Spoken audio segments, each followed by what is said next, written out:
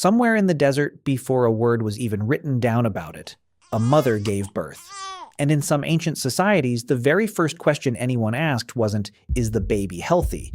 It was, is it a boy?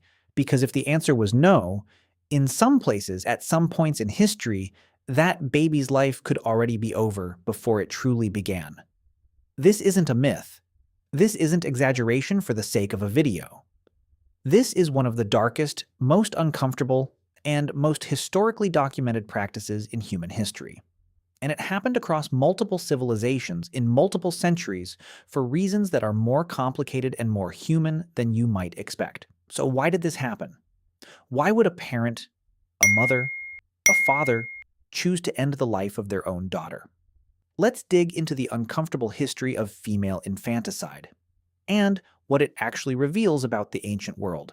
Let's start with the clearest, most direct historical account we have: pre-Islamic Arabia.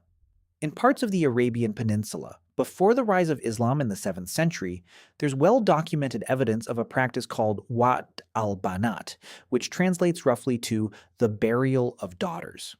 Newborn girls in certain tribes and communities were buried alive shortly after birth. The practice was significant enough and troubling enough that it's directly condemned in the Quran, which explicitly forbids it and describes the practice in a way that suggests it was a recognized, if not universal, part of pre-Islamic society. This wasn't an isolated incident buried in obscure texts. It was significant enough to require direct religious condemnation. But here's where the story gets more complicated than just ancient people were cruel. Because to understand why this happened, you have to understand the world these people were surviving in. In many ancient agrarian and tribal societies, survival wasn't guaranteed. Food was scarce, resources were limited, and in a world without modern medicine, without social safety nets, without any guarantee that tomorrow would bring enough to eat, families made brutal calculations about which children they could afford to raise. In patriarchal societies, sons were often seen as economic assets. A son could work the land, defend the family, carry on the family name, and in many cultures was expected to care for aging parents. A daughter, in the harsh logic of these societies, often represented a different kind of cost. She would eventually leave to join another family through marriage. In some cultures, she required a dowry, a payment made to the husband's family, which could bankrupt already struggling households. And in societies where warfare and raiding were common, daughters were sometimes seen as vulnerable, as potential targets, as burdens to protect rather than assets to rely on. This wasn't limited to Arabia. Ancient China provides another documented example. Female infanticide appears in historical Chinese records for thousands of years. Driven by a deeply embedded cultural preference for sons, rooted in Confucian ideas about lineage, ancestor worship, and inheritance. Only sons could carry on the family name and perform the ancestral rites believed necessary to honor deceased relatives. A family without a son was seen, in the eyes of that belief system, as facing a kind of spiritual failure. And in ancient Greece and Rome, a related but slightly different practice existed: infant exposure.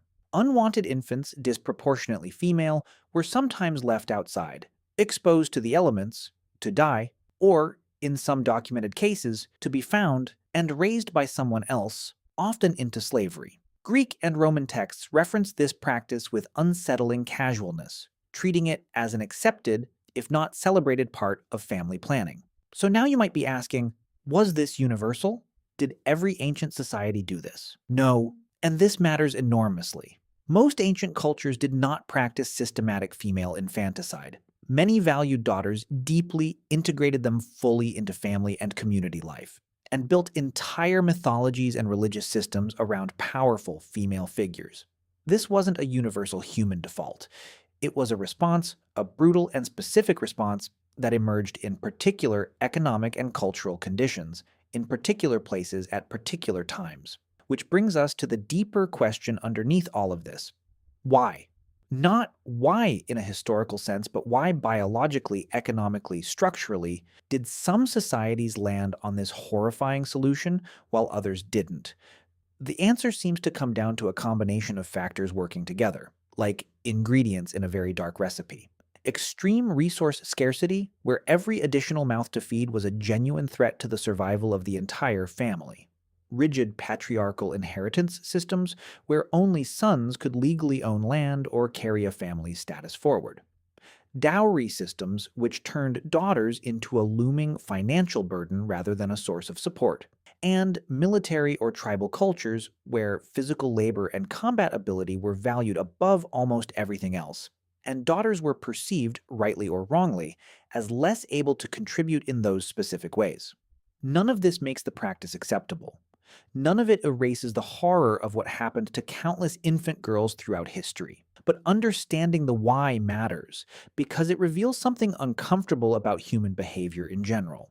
Under enough pressure, under enough scarcity, under systems that value one group over another deeply enough, people are capable of justifying almost anything to themselves.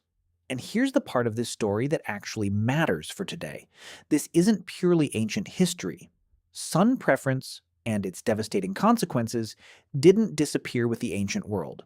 In more recent history, particularly in parts of India and China, skewed birth ratios, driven by sex-selective practices, have been documented well into the modern era, a direct continuation of the same underlying cultural preference for sons that drove ancient infanticide thousands of years earlier.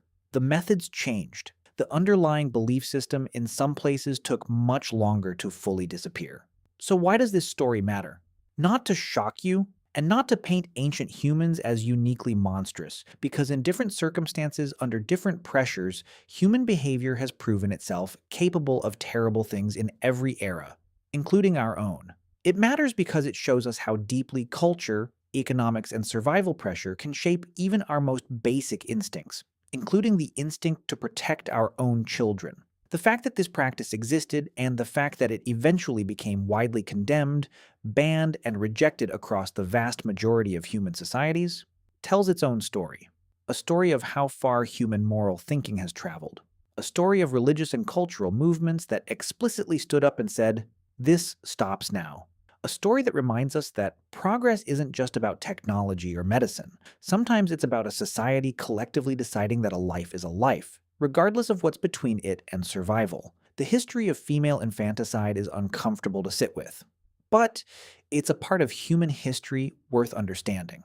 Not to dwell in darkness, but to recognize how far we've come, and to stay alert to the fact that under the wrong pressures in the wrong systems, similar patterns can still quietly reemerge, even today.